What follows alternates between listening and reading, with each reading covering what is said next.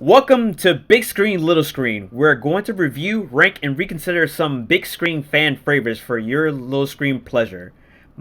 I am your host, Johnny, aka Black Kool-Aid, and I'm joined by my co-host. First up, to my right, just looking at different screens, Andrew.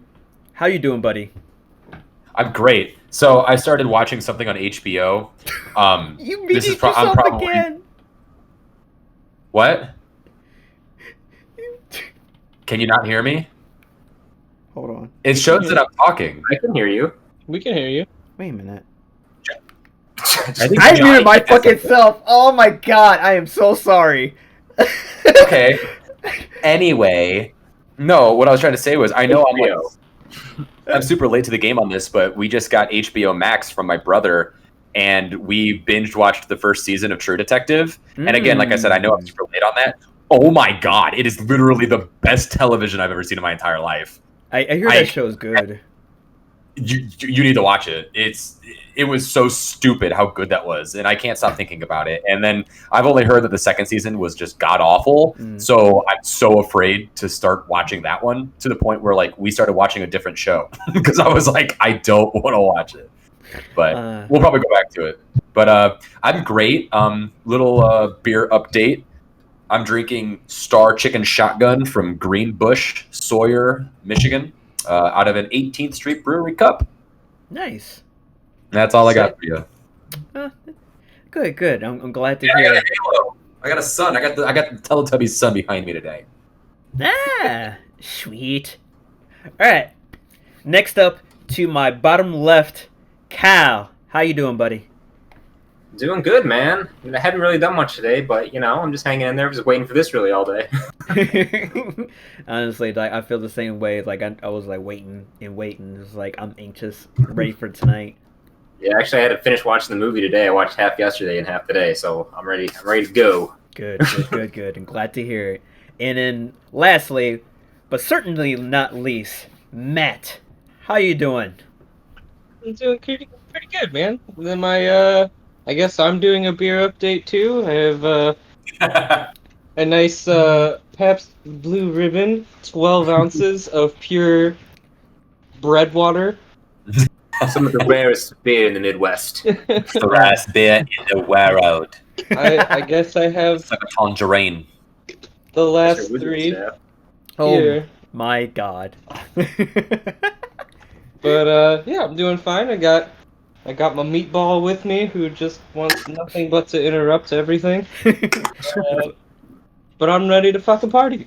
Oh man, I'm glad to hear everybody's all good, ready, and getting all hyped up for what we're about to discuss for tonight. We start a new franchise this week with the. Fuck you, Kyle. What was that? I guess. Well, you skipped Kyle. He did No, it. I didn't. No, I didn't. Oh, you're right. I'm Fuck sorry. you, Andrew.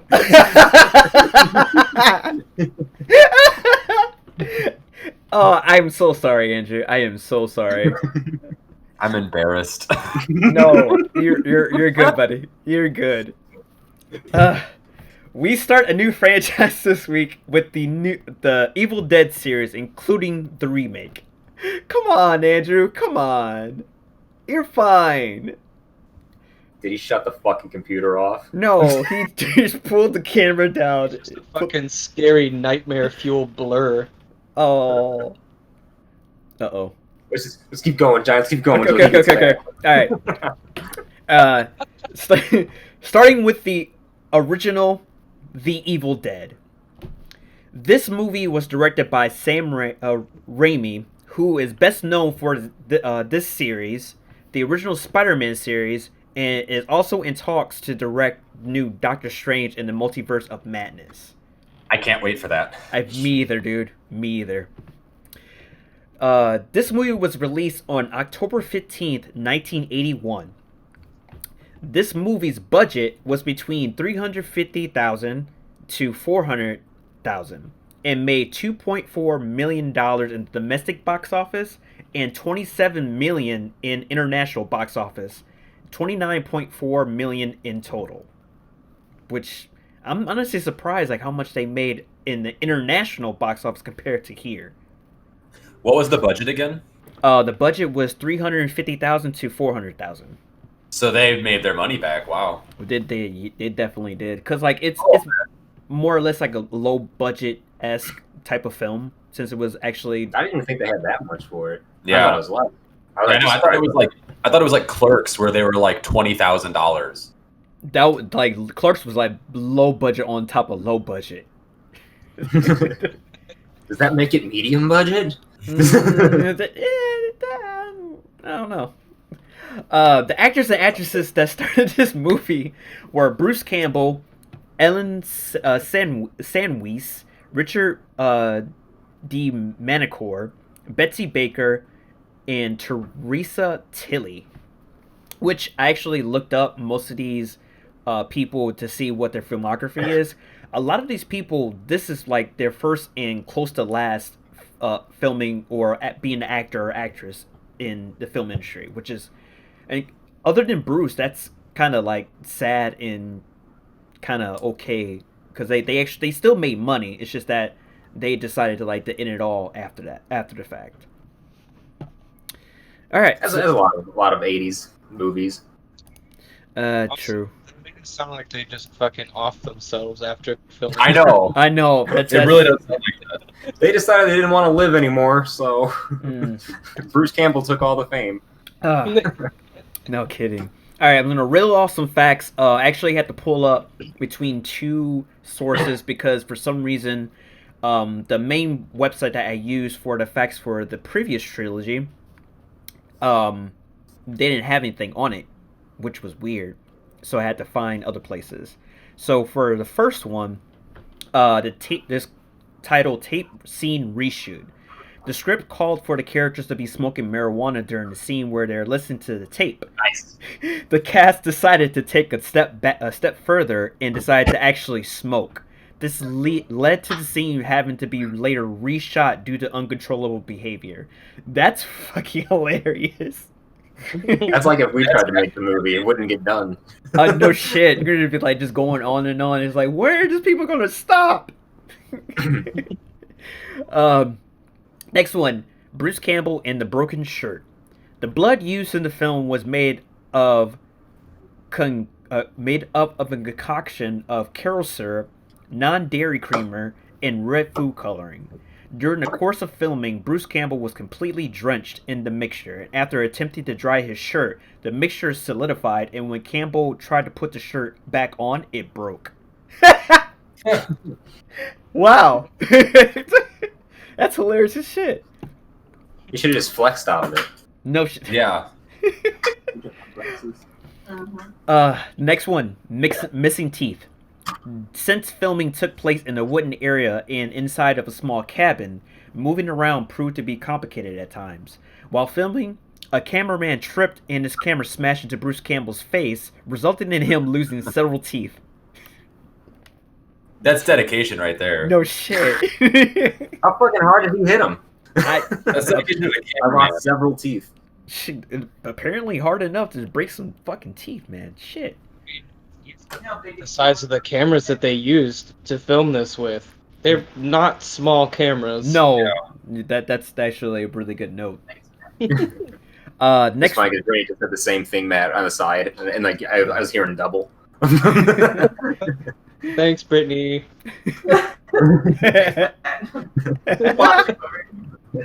That's hilarious. Next one. King was a fan.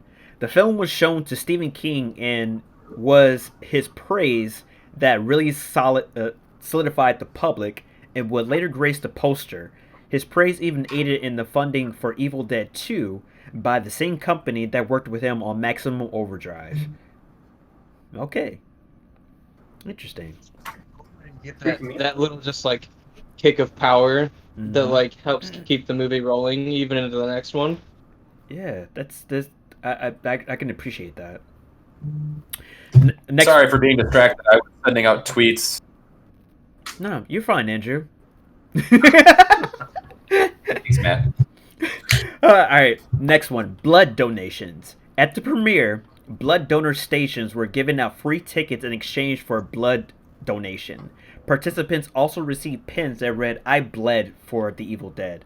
That's fucking That would be so cool. cool to have. No shit. That's fucking dope. Like I really I wish. wouldn't participate. I fucking hate needles. I'd watch everyone get it done.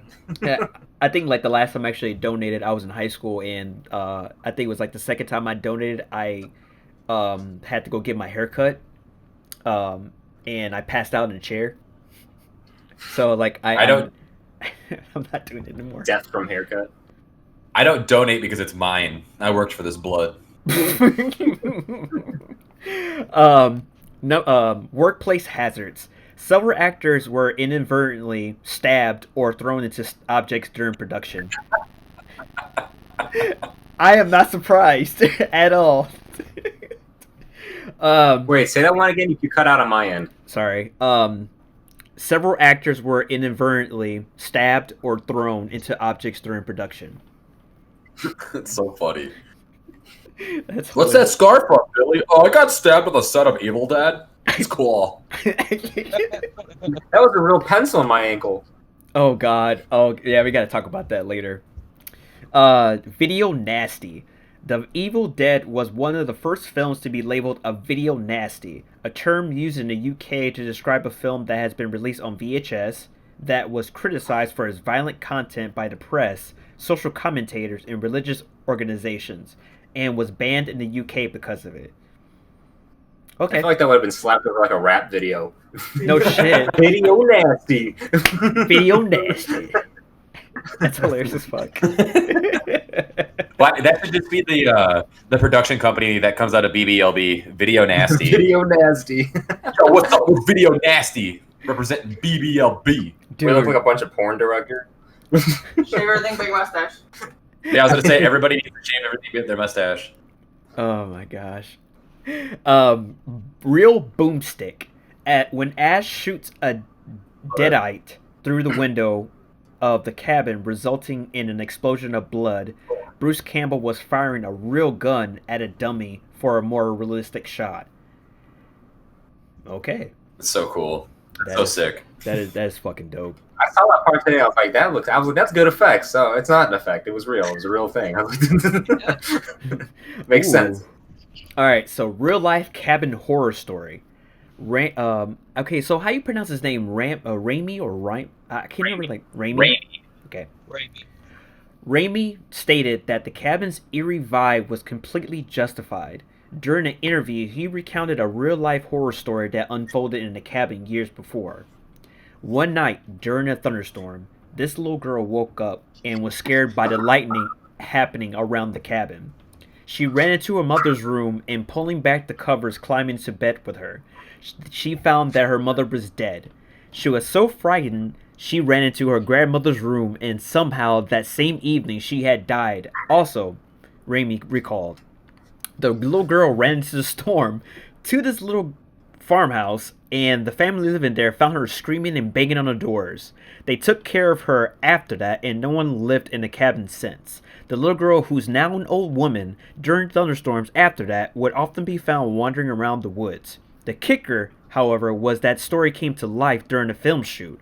Raimi continued, as we were shooting, this fella from the farmhouse that took in the little girl was looking for the now old woman, saying that because there was a thunderstorm the night before, he was looking for this woman because it was possible that she had returned to the cabin.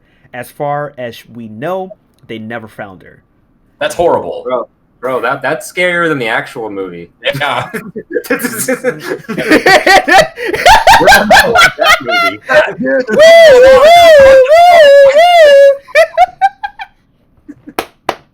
I just start throwing shit around mine like it's a poltergeist. No, you just have Brittany throwing stuff in the background. You guys see that fly across the room when you were totally not in here?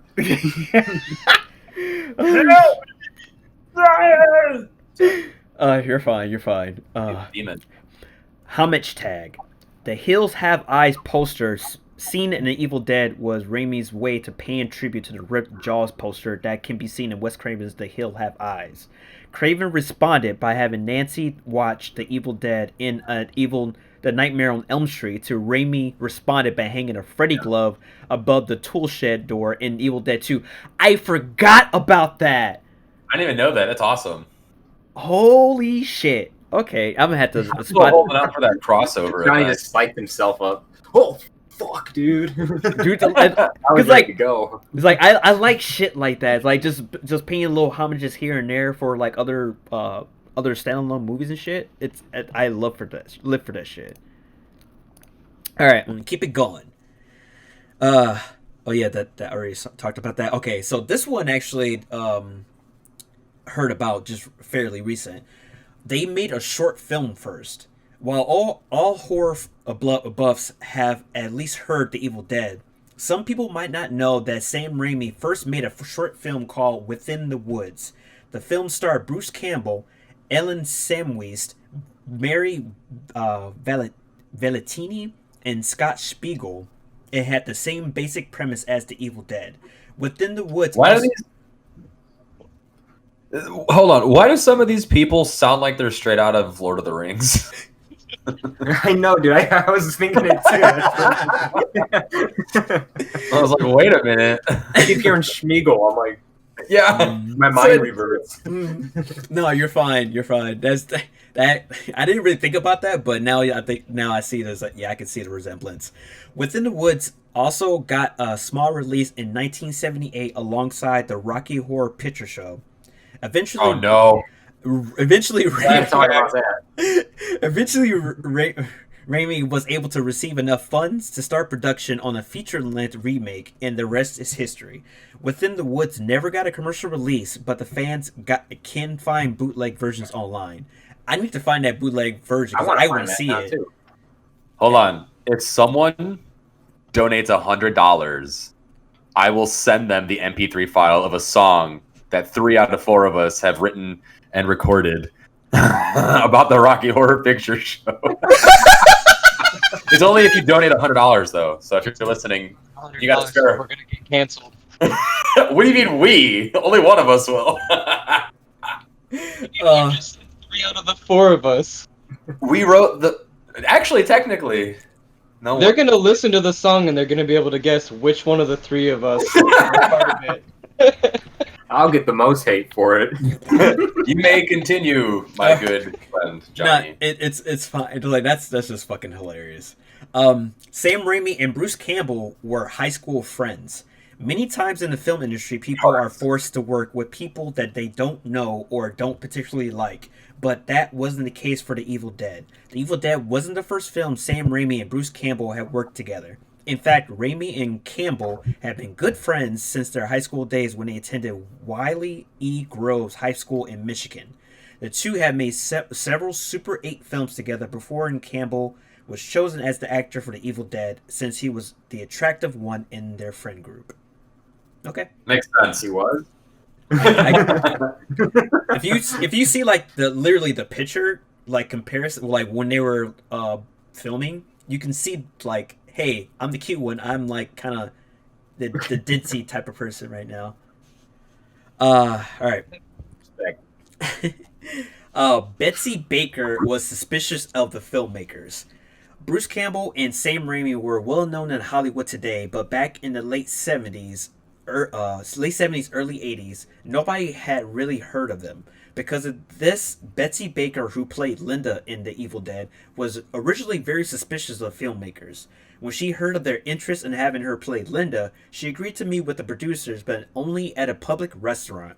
It may seem silly today since The Evil Dead is such a well-known horror movie, but being offered a role in a movie that takes place in a haunted cabin in the middle of the woods does sound like a pretty good reason to be apprehensive. Yeah, seriously, that sounds like a date rape just willing to happen. Oh, A date rape willing to happen. Yeah. Ready to happen. Sorry. Yep.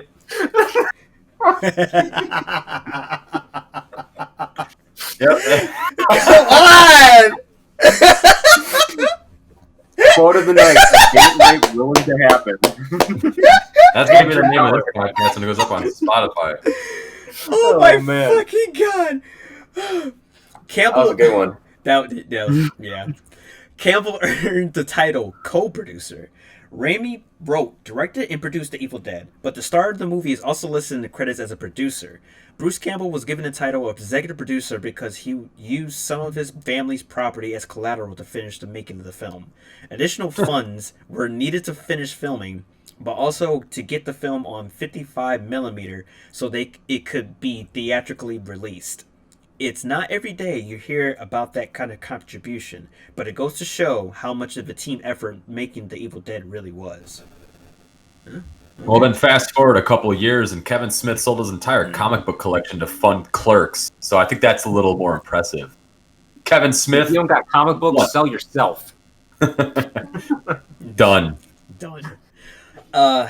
It was almost titled Book of the Dead. Lots of ideas from Sam Raimi's 1978 short film Within the Woods were pulled into The Evil Dead, but the title did not. Raimi and Co wanted to name the movie The Book of the Dead, but it was the producer Irvin Shapiro who suggested the title to be changed to Evil Dead. The Book of the Dead is, of course, a reference to the Necronomicon, the ancient book bound in human flesh that is used to summon demons. The Necronomicon has become one of the most iconic symbols of the Evil Dead franchise, but most would agree that the Evil Dead has a better ring to it. Fun fact for you, Johnny, since you're getting more into metal music, the Black Dahlia Murder on their record Ritual has a song called Necronomicon. Okay, I'm gonna definitely have to get on it then. All about Evil Dead. Oh god, yeah. Okay, you sold me on that. Particularly, there's one scene in the movie that they sing about, and we will discuss that later. Oh yeah, I think I know what it is. I think I know. All right, moving right. That's the scene. That's the scene right there. Moving right along, and this is actually one thing I want to talk about too. They got creative with the camera movement. While the Steadicam was released prior to Sam Raimi creating The Evil Dead, Raimi did not have enough money to use a camera stabilizer in his film. Instead, Raimi created the shaky cam technique, which gave The Evil Dead its unique look. A couple of different rigs were built to produce the creative movements, including the shaky cam, the Ramel cam, and the Vasco cam. The iconic shot of the evil floating through the woods was created by attaching the camera to wooden boards and having two people run while holding onto the board. Additionally, the Ramel cam was built to smash windows into the T-bar before the camera went through them. And a Vasco cam utilized the Vaseline and a sawhorse to create a smooth trucking movement. Holy shit! You okay?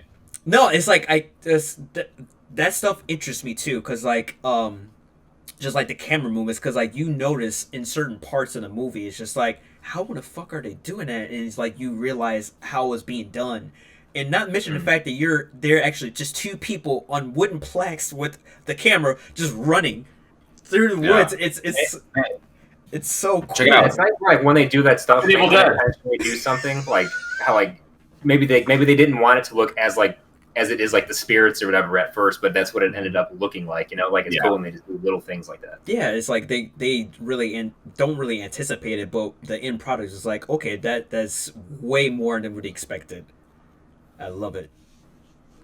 All right, and the last one, the cast was a lot bigger than it seems. The cast of The Evil Dead seems relatively small, with Ash, Cheryl, Scotty, Linda, and Shelley being the only real characters. That being said, there are actually over 20 people credited as cast members. Due to the film's small budget, the working conditions on The Evil Dead weren't the greatest, and actors even occasionally got injured. Betsy Baker's eyelashes got torn out from the makeup removal process, and a contact lens used for the Deadeye transformation were extremely uncomfortable. Slowly but surely, the actors started leaving the set until only Campbell and the filmmakers remained.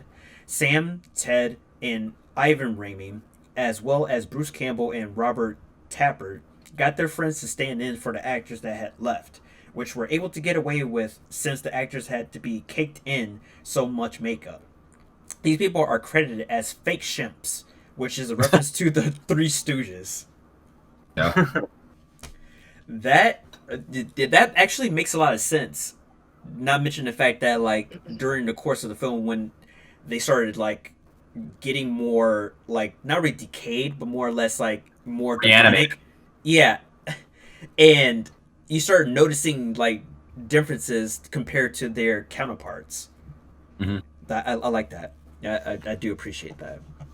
So real quick, you know how Ivan Raimi is in every one of Sam's movies? I think his biggest role is probably as the fun little guy next to J.K. Simmons in the Spider-Man trilogy. Mm-hmm. But what do you think his character is going to be in the Multiverse of Madness? Do you think they're going to like go through a multiverse and they pop in the Evil Dead universe for like a quick little like, hey, this is Ash type of thing, like, and Ivan's just there going like, they'll probably just go to the Raimi Spider-Verse for a second. And he'll be there, like he'll be like the character. They don't do that. Oh, anyway, that's a whole different conversation for a different time. I know, and Bruce Campbell too, though, by the way, because you know he's obviously going to be in it. Mm-hmm. Oh yeah, because he's in all of those movies. Oh man, I can't wait for that movie to come out. I can't wait. But anyway, moving on to the breakdown of this plot. Ash Williams, his girlfriend Linda, and 3 other friends head off to a cabin deep in the Tennessee woods. They rented the cabin for a song, sight unseen, and find the place to be in good shape, though they encounter strange occurrences. That's a part of their problem here. They rented a cabin in the middle of Tennessee. You don't do that. Nope. You know what's going to happen. There's going to be some stuff inserted into some other stuff. Oh, unwilling. Sorry. They're going to grill some hot dogs and insert them into buns over the campfire.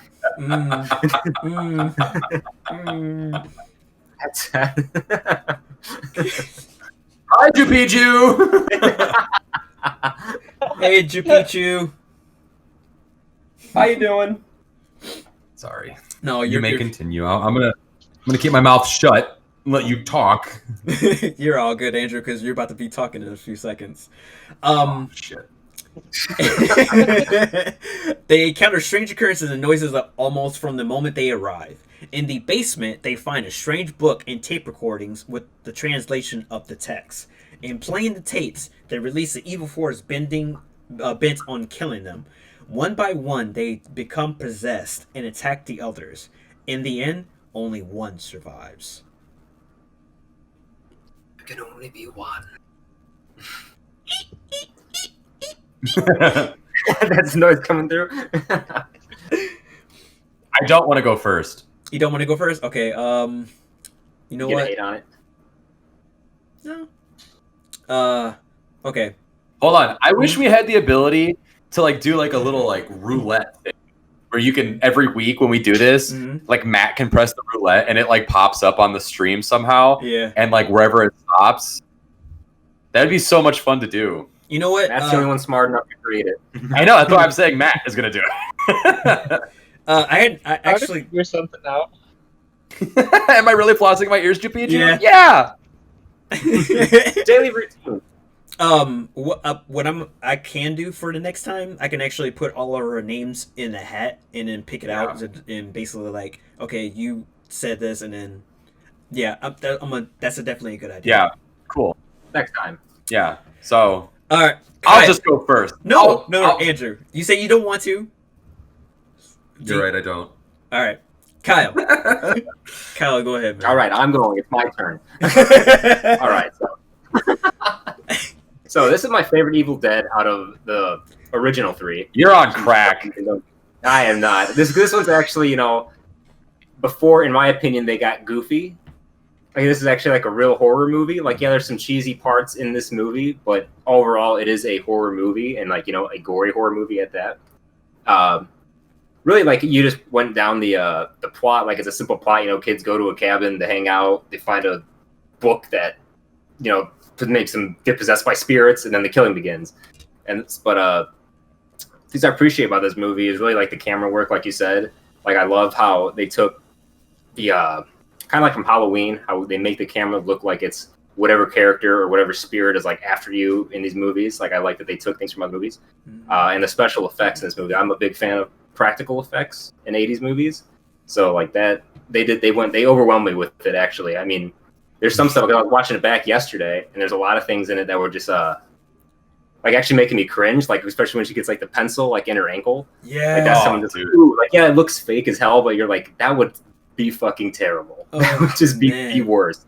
It's like seeing this movie like this for the second time, like seeing that scene, just like fucking cringe. Like fuck. I like it. Fuck. Real quick, sorry to interrupt you, but Matt got one working. I don't know if we're gonna really be able to get it up on the stream, but we'll be able to see it in the Discord chat, so we'll know who's gonna talk next. But sorry, Kyle, continue. No, it's good. I really was gonna wrap it up there, like because I was saying, like it is like not like a big extravagant movie. It's really like a hour and 25-minute gore fest of a movie, but yeah. Respect to how it started, because like in the 80s, the early 80s at that, there wasn't a lot of stuff like this. So like watching it back then, you had to have been like, this is some crazy shit, Right. So like if you were back then, like I'd give the movie like a good 8 out of 10, like if I was watching it back then. When did The Exorcist come out? 70 something? Might have been 79 maybe. I'm not sure. I'm not don't take my word for that. 73. It was? Oh, you ruined it. Sorry. Yeah, I was gonna say, kind of piggybacking off what you just said, Kyle. Yeah, there really wasn't a lot of movies like this at the time, and so this was something completely different. I mean, The Exorcist being as popular as it was, and then what?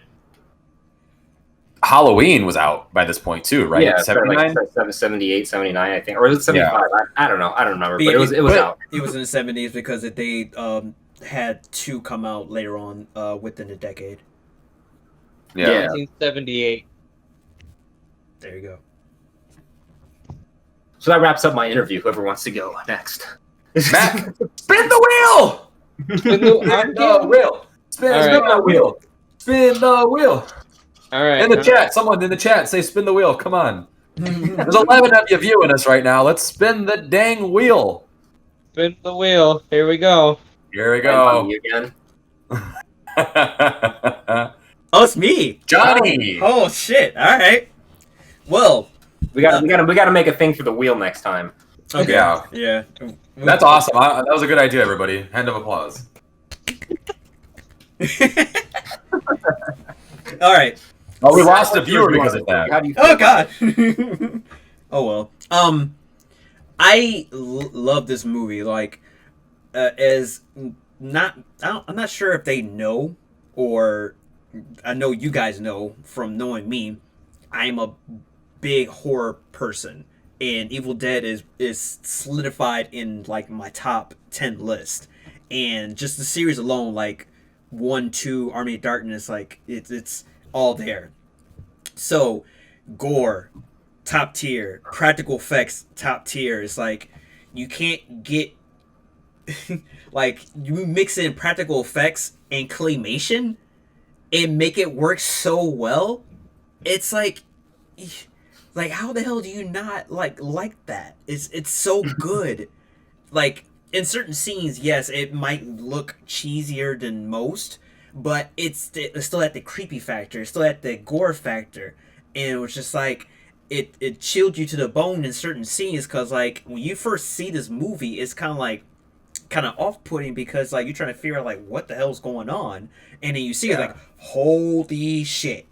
But it's I like it. I like this type of shit, and like the Necronomicon will always be solidified as like not really so much an icon, but more or less like a staple of basically don't fuck with the evil, like the Evil Dead. Essentially, like just don't fuck with it, or it's like you might get really fucked up like these current people did. It's like I love it. My rating would be, and let's give it an 8 out of 10 for me. Respect. And I want to talk about that part too again with the book, like when they're reading the book, how creepy the sound is, like of the voice coming through the tape recorder. Yeah. Like that was another part that just like chills.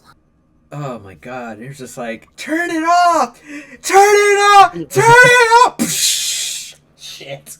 Well, I picture Johnny in the movie, and that's going on. It's like lightning back in front of him. Oh man. Matt, go ahead, man. He spun the wheel. It landed on me. Yeah. We're gonna Oh yeah, ignore the wheel. Andrew. It's Andrew's turn. We spun that wheel. Oh, Unknowingly. shit. Spin that wheel. Oh, I'm my bad. Sorry, Andrew. Go ahead. Can we get a shirt that just says "spin that wheel"? That's all it says, and then on the back it just says "Big Boy, Little Boy."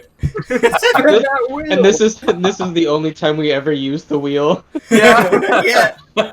Are they like a wheel type of channel? They play with wheels? Oh man. Oh my god, that's Wheel of awesome. Fortune games. All right. Go ahead, Andrew. I don't even know what to say. So, obviously, this movie's amazing. You know, it is really the start of this whole, like, just gore and just blood, just over the top, violent movie. You know, it really paved the way for a lot of hack and slash films. The acting kind of sucks, but I mean, none of them were really that great of actors or actresses to begin with, so it's kind of, you know, overlooked. Obviously, the story is very simple, like Kyle said. A bunch of teenagers go to a cabin in the woods, you know, and then some shit happens. But the Necronomicon itself, that book, the design of it is so freaking cool and scary that, like, I know we're avoiding future spoilers, but when we go to review the what was it, 2013 Evil Dead? Yeah. Like, the way it looks in that movie, they like reimagined it, and it's still just scary and horrifying. And it's like, I remember Nate, he had the DVD like special deluxe version. Yeah, I was gonna bring that up too. Yeah, of like the trilogy, and it is the Necronomicon. It is the Book of the Dead, and it's bound by human flesh. Like, that's such a cool thing. And it's, you know, it's gone on to be in so many different horror things throughout the years, like not just in movies, but like I mentioned earlier, the Black Dahlia murder, they have a song about the Necronomicon. They have a song about the infamous scene that I'm surprised no one's wanted to talk about.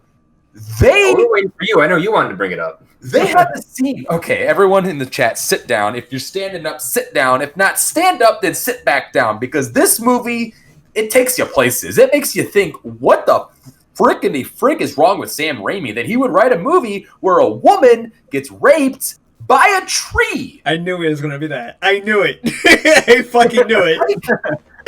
How do you not talk about it? I'm sure that's what everyone talked about when they left the theater. Yeah. Oh, 100%. And that's why he did it. It's such shock factor. It's such wow. Like, can you believe what happened in Evil Dead? Like, you have The Exorcist, which have come out already before this, which is already horrifying, right? You know, but then you have Evil Dead. And they were thinking, I guarantee Sam Raimi was probably higher than a kite with Bruce sitting there passing the blunt, like, yo, Bruce, dude, why can we put this movie, bro? What if she put the tree? She's gonna put the tree. Have sex with her. It's like, what is wrong with you, Sam Raimi? But God, is it just so cool? Not saying that rape is cool. I'm not saying that at all. But the scene is just so horrible and horrific. It makes you like do one of those, oh god, because like, yeah. And I don't like to, I mean, I don't like being graphic about it, but you know, when it's like about to do its thing, it's like, ooh. Oh my god, Ooh. dude. It takes you places, man. And I'm not gonna lie, I broke my golden rule. I didn't watch the movie before filming this. I am so sorry. I know, Kyle, you don't typically do this. But you did, actually. We reversed roles. Yeah. You watched it this time. So I was on vacation from my full-time job, and I've just been kind of super lazy. And yesterday, my last day before work, I spent the entire day like just catching up on like chores that I haven't really been keeping up with around the house, like laundry, you know, just like cleaning and stuff like that. And I was like, all right, I'm gonna set aside some time to watch it, and I just never did. And so when the storm hit yesterday, it was kind of like a blessing in disguise. I was like, oh, cool, I have an extra day. Well, then I went back to work today, and it ended up being a really long day, and I just never had the time. And I was like, I know what you're thinking, Andrew, you had all last week to do it. You were on vacation. I know. Okay, I know. But I didn't do it, and I'm so sorry. So all of this is coming back off of my memory. And that's kind of why I didn't want to go first, Johnny. I wanted you guys to talk about it a little bit first. But, I mean, it's an amazing movie, like I said. You know, and like Kyle said and Johnny said, it is just over the top. It's absolutely just a fun ride. It's slow. It's very dry at the beginning, but they're building up to what ends up being a sadistic joyride of just pure insanity. Like, I love the design of the reanimated bodies. Like, they just look so fucking cool. Like, their eyes, like, you were talking about the context earlier, how they were getting stuck and stuff like that. Like, they just look scary. You know what I mean? And it's silly. It looks silly. But that's because the budget wasn't that much. You know, they couldn't make them look realistic. But at the same time, I mean, zombies aren't real, so who cares? And I just... It's heartbreaking too, because watching Bruce have to kill Linda, like, he chops her head off with a shovel. Like, that's crazy. And she buries her body. She's still Reanimates. He blows her away with a shotgun, and then to have the movie end with the shaky camera, like, zooming in on Bruce as he's screaming, wonderful, brilliant, love it. Because then you're just like, is he dead? Like, is it over? Is that cliffhanger? Like, I know, it's so cool. I love it so much. But it's funny because, Kyle, I was making fun of you and I was saying, oh, I can't believe, you were like, it's the best. And I'm just like, whatever. I mean, it is, but I just like to be the heel of this show. I like to be the one that has to argue. We'll get into it more next week when we watch Evil Dead 2, but did you want to do a scale of 1 to 10, or did you want to just do it 1 to 5? Or, like, how many big boys would you give it? Well, we already did, like, a out of 10, so I might as well continue with it. Oh, okay. I'd give this probably a good 7 out of 10. And the only reason I'm taking some away, and it's no fault to their own, but just, like, the acting sucks. I can feel that. It's also, 1981. Yeah, I mean, it's not their fault. And this was a lot of, like, all of them. It's like their first real feature movie. So, I mean, I can't really give them too much crap, but I can, because I am a pretentious film critic right now, apparently, because this is the show that we're doing on the internet. So you really are. No, the movie's awesome. I love it, and I don't know if my wife is watching this, but when our child is of age, they will 100% be watching these movies. That's all I gotta say. You're gonna scare the crap out of your kid when it's like 8 years old because you're gonna be bored. Like, bro, that's exactly how I'm gonna be. Like, this kid's gonna be raised on freaking video games and horror movies, like, no question whatsoever. I guess all that's left. Look at me. Yeah. Oh, that's true. There's actually one thing I actually want to talk about before I move on to the next person. It was one scene that creeped me the fuck out was when Linda was completely taken over, and they switch over the camera to her, and he's like, "We are going to get you." It's like, oh shit. This movie really does put you on. And, like, she's going to, and that scene where, like, she's trying to come up through the cellar, and she's just banging on it. It's just creepy as shit. Fucking A. Like, could you imagine, like, all that going on in one room around you? And you would just be like this, like, dude. You just gave me goosebumps. Like, I shivered. I was like, bro, like, because you know how scared I get. Oh yeah. So I couldn't imagine. I know if I was Bruce Campbell. If I was Ash himself in that room, I'd be like, I'm dead. Where's that shotgun? Here we go. I'm using it on myself. Yeah. I'm sorry, but last up, Matt, go ahead, man. You guys covered pretty much everything I could think of. I mean, yesterday I spent probably an hour just looking through photos from the set, from them filming, and any kind of snippets that I could find of behind the scenes kind of stuff, and with the Dark Knight, I've talked about it before. I mean, I went to school for TV and film and shit, and, like, I love effects. I love all the post work. This is one of the biggest references in a lot of classes that I had that were talking about post work, where it's like, think about it before you shoot it, because some of this shit can be done while you're filming. This entire movie is effects done while you're filming it. It's from the prosthetics to what you mentioned earlier, but all the different, kind of camera motions that were coined and used in this movie and are still used now, and the whole shaky cam thing, it further pulls you into this movie, and I love all of that shit. I love all the things that are like post effect related, and this movie is one of those where it's like, if you can do it live on set, practically, I think that's partially what makes this movie. I think it's probably what made this movie like, gave it its ban in like the UK and stuff. Is at the time of this being filmed, it's like, holy shit, that's a lot of blood. How are they doing that? You don't think about that kind of stuff. Where you don't think about under these prosthetics, in between their real skin, there's like a packet of blood, and then prosthetics, so you get sliced open and there's blood coming out.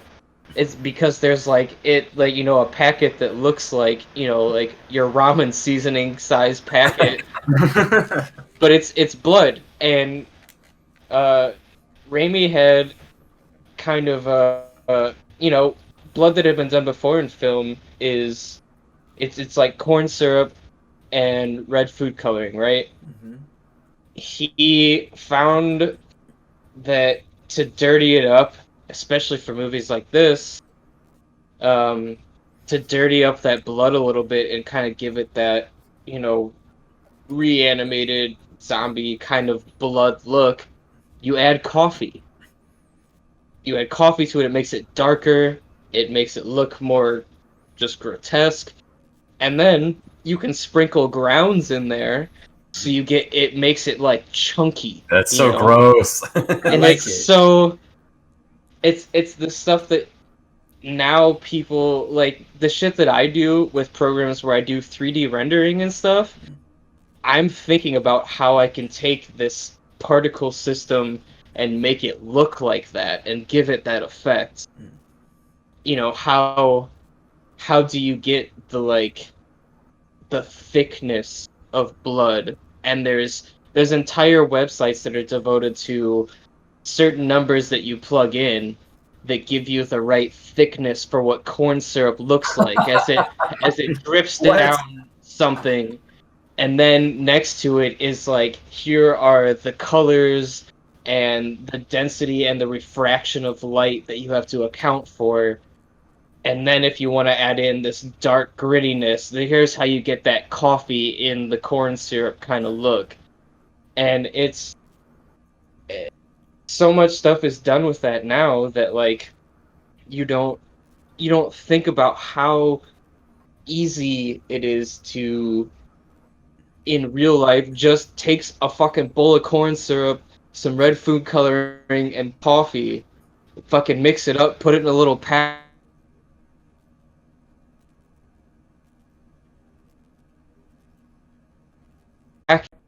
and then down to that, and then like he fired a real ass shotgun on set. Like that's like it's the practical effects of down to what the blast looks like, to the amount of kick that you get off of something with that much force off of it, and it's all real time reactions, and it's this kind of stuff just, it blows me away. Like, they took a camera and were like, we should mount it to a 2x4 and just have two dudes run through the woods with it. Like, I fucking love that. That sounds like something that we would do. I know, right? Right? Like, that's what you do. It's, $350,000 sounds like a lot of money, but you have to think of all of the aspects that money is going into, of like having people on set, not only your actors, but the crew that's there, and the time you have to spend to get them there, and all of the assets as far as cameras and gear and everything. It's not a lot of money, No. it's really not. And for them to come out on top with what, like 24, what was it, 24 million? 2.4 million. 2.4 million. Mhm. Okay. Still fucking whatever. Think about 350,000 to 2.5 million. Mm-hmm. That's pretty fucking good. And Yeah. like movies now, they employ entire post effects and graphic houses to make this kind of effect and do this shit. Mm-hmm. And it takes a team of people doing the color, the lighting, the consistency, the modeling. And this was probably just some fucking dude on like a little fold out table, like, and then like dumping it in, Watch this shit.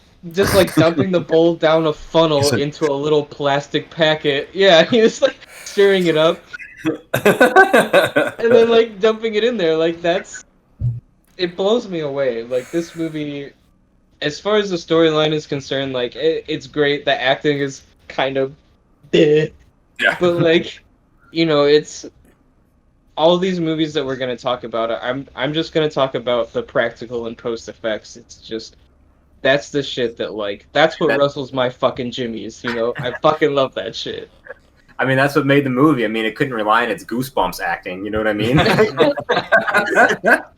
Oh no. That's This is what made this movie. It's just it's the practical effects that make this movie, and especially if you're watching this in a cinema at the time of its release. Oh my gosh. You're Can you just- imagine?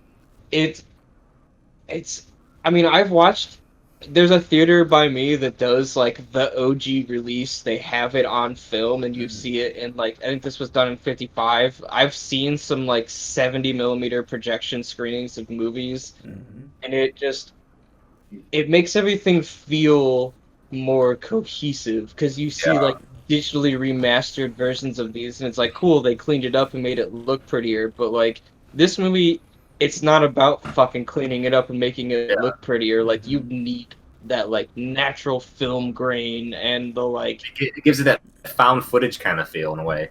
Yeah, I mean, like when you're shooting on film, like you know what you're doing to make it. Like a lot of film stuff looks just as good as digital stuff, but like this movie falls on that grittiness that you get from film even after you clean it up. Like it's just, I don't know. I think these movies are. I'm not a huge horror film person. I'm just not. But this movie has become such a pillar of just effects and practical effects that like you can't not watch it. You have to see it if you're gonna get into something like this shit. Just. I mean, through college, I think it was I had actual homework to watch this movie. That's so sick. For at least one class, where it was like, go home, watch this, see how they did it practically, try to recreate it digitally, you fucking can't. That's just what a classic it is, that in film school it has to be done as an assignment. It's so powerful, like all the shit that they do, and I don't know, I want to give this movie all the fucking points, but like, factoring in everything, it's somewhere between a 7 and an 8 for me, and that's solely based on my preference of not being like a horror person, and I would probably give it like a 7.5, and that's solely based on practical effects. I don't give a fuck about anything else. Right. Well, that's what I was gonna say. I like having you on here because you make me think of things in a much different way. Like, I normally wouldn't be thinking about a lot of the practical effects as much if I didn't have you talking about these types of things. So I'm looking at things with a more critical eye now, especially with these movies, because I knew that this is what you were going to be bringing up a lot, and I was really excited to see what you're going to say about this one. So thank you. It's so good. There's all the little things. You mount a camera to a 2x4 and run through the woods, or you add a little bit of coffee to some corn syrup and food coloring. Like, it's just those little touches that make this movie it's gotta be, if it's on Netflix, it's considered a fucking cult classic. Like, it's just, that's what gives it that cult classic status. It's that intensity that you get from practical shit. I have a question for you, Matt. Just What's like up, buddy? you were going through film school and everything like that and whatnot. But I was thinking, like, why did they stray from it so hard? Like, what's your opinion on it? Why they stray from practical effects so much? Like, is it cheaper to make computer generated images and everything, or is it just like what's your opinion on that? It's not cheaper, but you just have to look at. I mean, it's all a part of the idea of like evolution. You know, it's we have the ability to do this, so let's push it. Which is how we got this movie. We have the ability to do these practical effects, but let's fucking push it. And that, you know, this movie kind of amplified some practical stuff, but then as technology gets stronger, you have the ability to recreate those practical effects, where you don't have to have your actor try to put on a fake blood-soaked shirt and it just shatters like glass. You know, Yeah. like you you have different shit. It's just times change. You have different abilities to do new things. It's just weird, like in some things, you know, like take Alien for example, you know, just another kind of horror film. Like after you guys seen Alien Covenant, like you've seen like how the alien looks in it, how it looks fake, and it's never a practical effect anywhere. Like I can see like using like CGI when you have to use it, but like throughout the entire thing, like it just looks clumsy sometimes.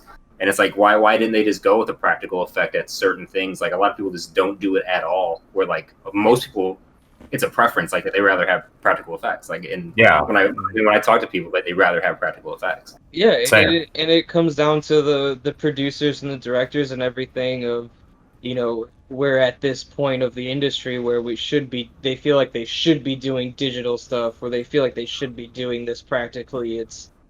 There's a billion fucking factors that weigh in, and like Alien, for example, you have this like 6'5" dude in a fucking rubber hose suit. You're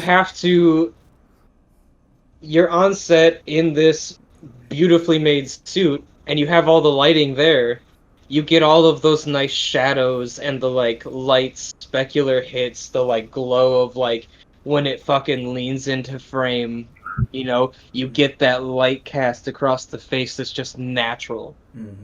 And doing that digitally there's a lot of variables that go into it to try to match that, and I mean, it always comes out looking too clean, which is the problem. It's probably why a lot of CGI stuff stands out, because it looks too clean. Like when CGI first started coming around and doing stuff, like I always think of like fucking like RoboCop 3. Like you can see that the like robot is like walking down the street and it doesn't blend into the scene at all. Jesus Christ, a fucking walker, man. You just see it, it's like, oh, what the fuck? Jesus fucking Christ, man, that walker. Golly. It's that kind of stuff. It's hard to take something that you made digitally, put it into a real world scene, and then blend it and like feather it and fade it in and make it look real. Yeah. And that's what gives you such a harsh and real and gritty, like what makes your stomach churn a little bit and gives you goosebumps is that this stuff is done in real time around real actors, and the lighting and everything is exactly the same.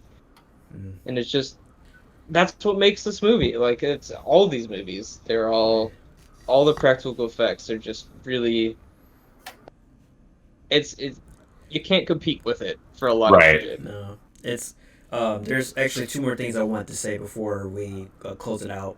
So there's one thing also, and I'm not sure if you guys noticed this. I didn't know and didn't realize this. Ash is short for Ashley, because they called him that a couple times in this movie. I had no idea about that. It's like, Ashley, help! It's like, wait, what? It's like his actual name is Ashley? Oh, okay. That might be the only instance I ever know of a guy named Ashley.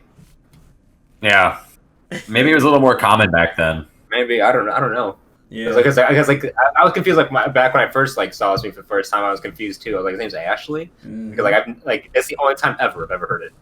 Yeah, that's because I think the other movies I don't think they ever say that. They just keep it Ash in it from there on out. Does that mean that it's Ashley Ketchum? Oh dear That's what I Lord, thought, no, no.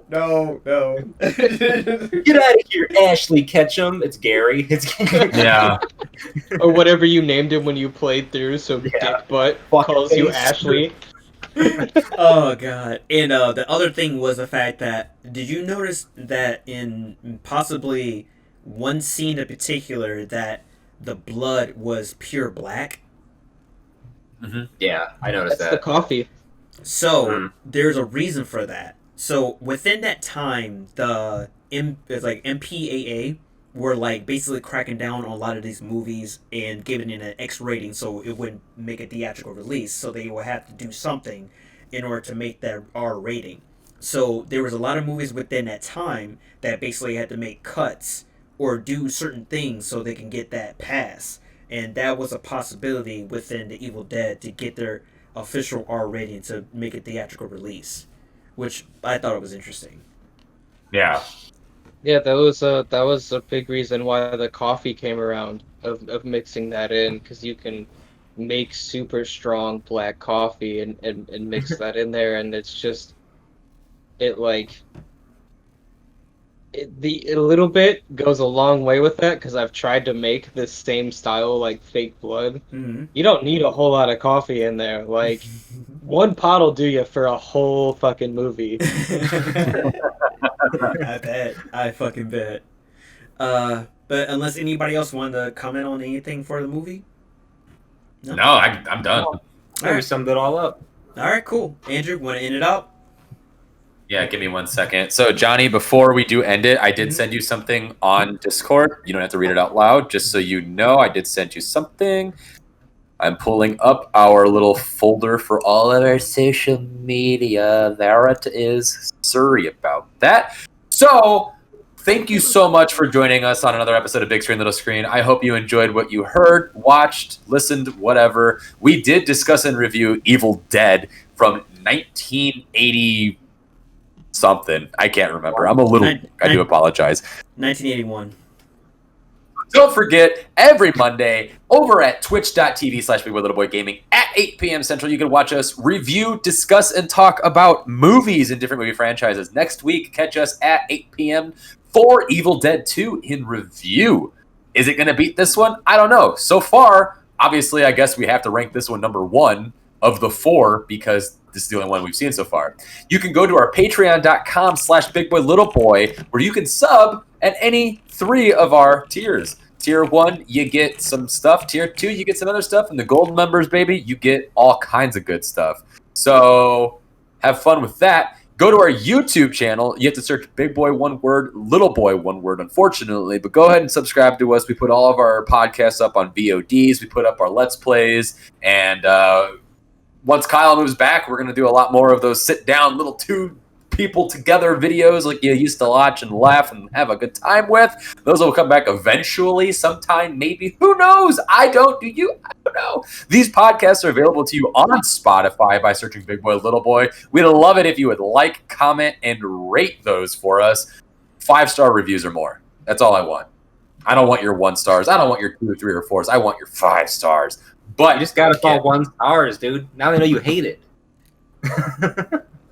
to keep up with everything Big Boy Little Boy, go to our Twitter. We are at BBLB Gaming. We do have an Instagram. It is Big Boy Little Boy TV. I've been posting a lot more on there. Give you a little bit of history in video games. I missed today. Sorry. I'll be back tomorrow to give you what's good in gaming. No, sorry. What came out in gaming on that date. It's a fun little new series we've started. A lot of people actually seem to be liking it, so I'm going to keep doing that. Yeah, thank you so much for joining in.